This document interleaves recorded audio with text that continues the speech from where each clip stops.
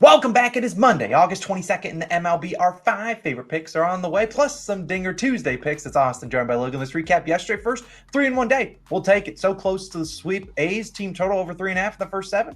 Easily get that done.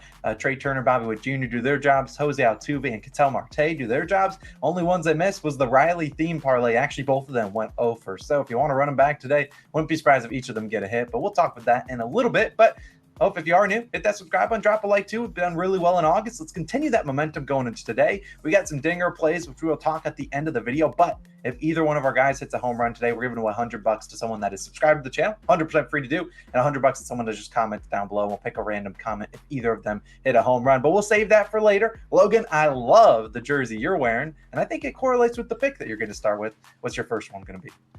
It does. We wake up at the slate and we look and we're like, oh my gosh, alert. Ryan Mountcastle's facing the Blue Jays. I'm taking our boy Ryan Mountcastle over 1.5 bases. Plus 115 odds on DraftKings, currently your best value there. First of all, yes, a little bit of a heart pick, but also a head pick too, because the stats are definitely there right off the bat. We look at against the Blue Jays. Ryan's hitting a ridiculous 344 in his career. I remember watching a few of these Blue Jays-Orioles games, and the Blue Jays telecast, every time Ryan comes up at bat, they're like, oh, not this guy. They actually do. They moan and groan. They hate to see Ryan because he is a part-time owner of the Toronto Blue Jays. And today, he gets a lefty. Yusei Kikuchi at home. Oh, my gosh. I love this matchup.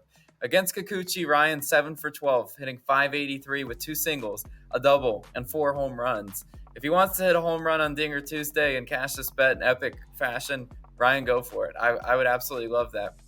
Now, the matchup versus Kikuchi isn't as good as it always or once was because he's been pitching a lot better this year. If you kind of go look at his game log, he's not the batting practice type pitcher he was last year. But Ryan against a lefty, he sees lefties really well this year, and Kikuchi obviously is a lefty. Against lefties, Mounty's hitting .481 this month with 24 total bases in 11 games. So you look at that and you're like, that's a little over a 2 bases per game average. That's right where we want to be, right? We need those extra base hits. And Kikuchi, if we're looking at his pitch mix, he uses 45% four-seam, 25% slider, 17% curve, and 12% changeup. Mountcastle against those pitches, 240 against the four-seamer, 297 against the slider. So he sees sliders really well. Kikuchi throw him a few off-speed right there. He sees the curve as well, 300 against the curveball and 244 against the changeup. But again, if Kikuchi does want to spam some fastballs, Ryan's shown the ability that he sees Kikuchi's pitches really well because, like, he's hitting 240 against fastballs, but those are other pitchers' fastballs. I would love to know splits versus just Yusei Kikuchi's fastball.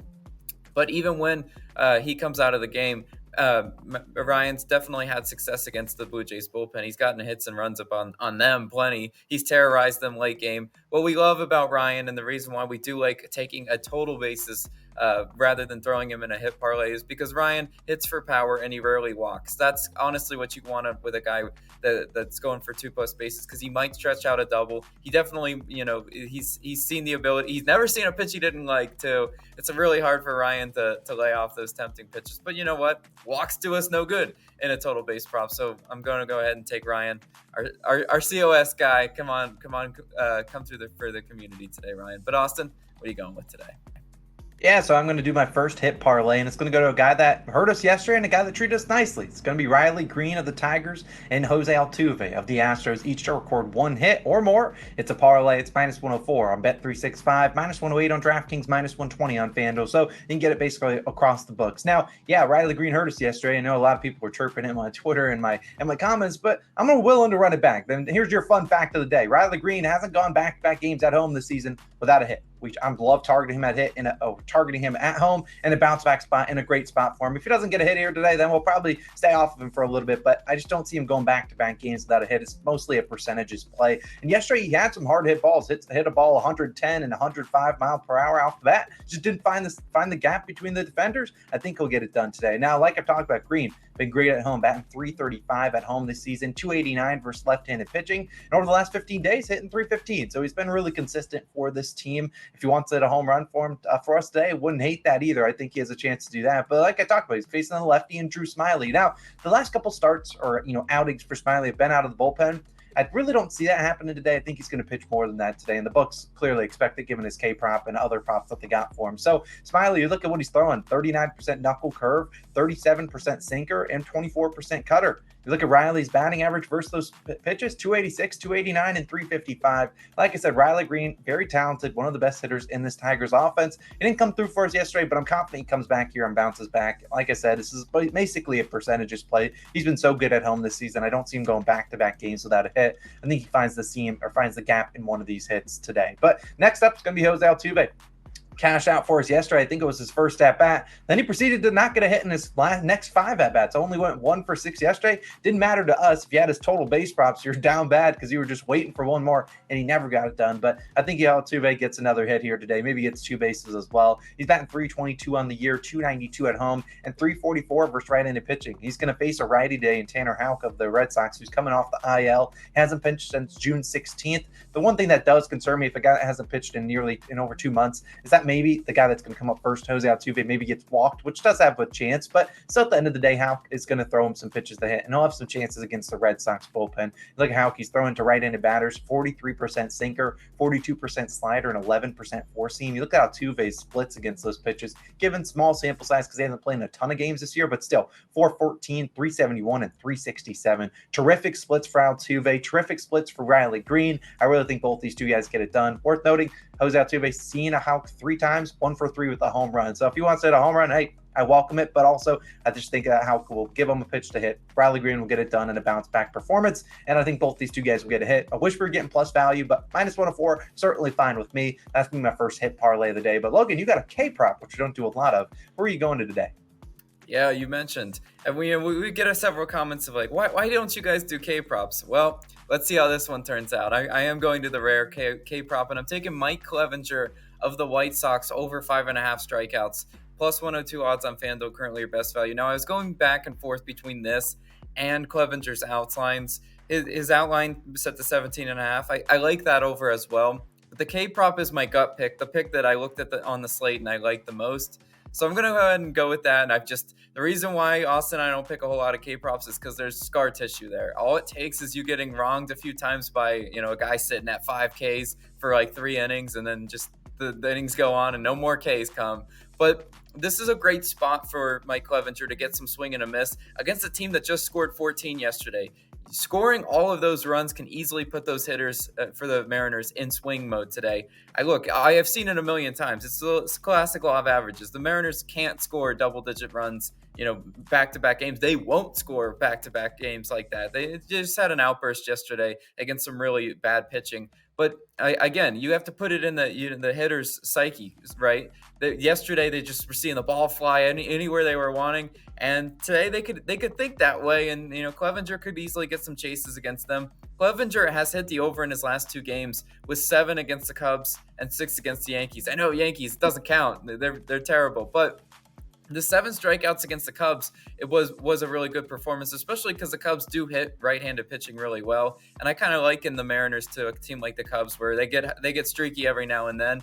We know the Mariners have been hot, but that doesn't change the fact that this Mariners team is 29th in strikeouts. Guys, I've tried backing the Mariners several times this year. There's nothing worse than watching them, in spots that you think they should do well. All they do is just swing at terrible pitches outside of the zone. Obviously, they've corrected that to some extent, but these hitters have seen Clevenger before, and he has gotten several of them to swing and miss before. So Julio Rodriguez, he'll probably be back in the lineup today. He's 3 for 5 with 2 Ks. You got Crawford 0 for 3. Got Eugenio Suarez, my Dinger Tuesday guy from last week. He's 1 for 13 with 3 Ks. You got Cal Raleigh 1 for 6 with 2 Ks. So you see several other hitters have seen Clevenger before, and they've struck out against him before. He should be able to be pretty decent today. In August, Seattle's hitting 274 against righties, so an improvement for sure. But in 19 games, they have 144 strikeouts versus righties, which averages out to about 7.5 strikeouts per game. The chances will be there, right? They will definitely be there 1 through 9 in this lineup. I don't really fear any of these hitters. Hopefully they don't drive up his pitch count, because again, when you pick a K prop, obviously the pitch count is concerning. But this game just reeks of a trap for Mariners bettors, right? Chicago White Sox first 5 run line -125. plus a half. So the books clearly expect Clevenger to go out and give them a chance in this game. And his outs line, as I mentioned, 17 and a half. So we should see close to about 6 innings pitched for him, maybe even 7 if he's really cooking, as he's did in his last 2 starts. So hopefully Mike Clevenger can go out and get those strikeouts that we need. But yeah, I'm taking the rare K prop. Hopefully I don't get burned, Austin. What else you got for us? Yeah, before I dive into my my hit parlay, my second one, I really like the Clevenger K prop. You're talking about, a Mariners team that's only like minus 155 on the money line. Wouldn't be surprised if a lot of people put them in their parlays. And Clevenger, I think, gives them at least a chance to win this one. And the Mariners bats are due to cool off a little bit, especially scoring 14 yesterday. So hopefully Clevenger comes through. I equivalent, I feel like a K prop is very similar to like an assist prop in the NBA. You can have all the chances in the world. Sometimes it just doesn't work out. But K props also, you could just see a guy laddered up and get 10Ks today. It's just all very random, but I like the K prop. Now, for my second hit parlay, going to Brian Reynolds and Freddie Freeman, each to record a hit. It's currently minus 117 on Bet365. On FanDuel, a little bit more juice, minus 127. DraftKings bettors can be in a little bit of a tough spot given that it doesn't have, each of these guys are set at 1.5 hits. So find your most juice reducing prop and throw it in there. But let's talk about Brian Reynolds, because really not a guy we've talked about a whole lot this year. We don't normally go to Pirates, trust Pirates. It's just not normally a thing we do. But like, he's going up against Adam Wainwright, and I need to find a guy, and I think Reynolds is probably the most trusted hitter there. Brian Hayes, not terrible, but he's actually been cooked by Adam Wainwright in the past. I think he's like 0 for 13. Now, you look at Reynolds, this is obviously a different Waino than we've seen in years past. We'll talk about that in a second. But Reynolds batting 268 on the season, does have a hit in 5 of his last 6. In August, he's batting 310. So he's been really consistent in August. I trust him at home to get it done. Today, like I said, he's going to face Adam Wainwright, and he actually has a lot of plate appearances versus Waino. He has 33 to be exact. Now, only 7 hits in the 33 at-bats. That's a 212 average. But I equivalent, he's seen him a ton. He hasn't had the best success, but this is a much worse Wainwright than we've seen over years past. Obviously, he's been around for a long, long time. He was a dominant pitcher for the Cardinals for pretty much the majority of his career up until this year, and he's really stunk it up, just not missing bats. And I expect Brian Reynolds to get a chance here today. He's seen all the pitches before. They're just not being located like Waino used to do it. And look, I still think he's going to be able to get it done. I mean, you look at Waino, the pitches he's going to throw. 38% curveball, 25% four seam, 21% sinker, 10% changeup. I mean, these are all the pitches. And Reynolds, look at his batting average versus these numbers. The curveball hitting 421, then you got 270, then 213. So look, if he wants to throw us a couple curveballs, Reynolds obviously seeing those pretty well. And obviously Waino's not located them well, hence his ERA in the 7-8 range. So I still think that we'll have some great chances here, great splits versus those pitches. And I certainly think he'll be able to get it done. At least Reynolds will have the plate appearances to get the job done. Now, next up is going to be Freddie Freeman. And lucky for us, it's not Friday, because I trust Freddie on every day but Friday. But you look at Freeman, bat 333 this season, 345 on the road, 325 versus right-handed pitchers, and 356 in August. Look, I mean, Freddie, I don't really need to tell you, Freddie, how good Freddie's been. Did have a minor cold stretch, though. He got a little bit banged up in one of the games, and then kind of had a couple games where he didn't get a hit. Going on the road, I still trust him here. Number 2 in the lineup. He's going to get plenty of plate opportunities. He's going to face Noah Syndergaard. One of my favorite things about Syndergaard, well, number 1, he doesn't walk guys. Like in the 99th percentile walk percentage. He's going to throw it down the middle of the plate, say, hey, you got to go hit the ball. And we would rather that than obviously Freddie Freeman getting walked, which he has potential to do. And Freddie has seen Noah before. He's 10 for 24 lifetime against Noah.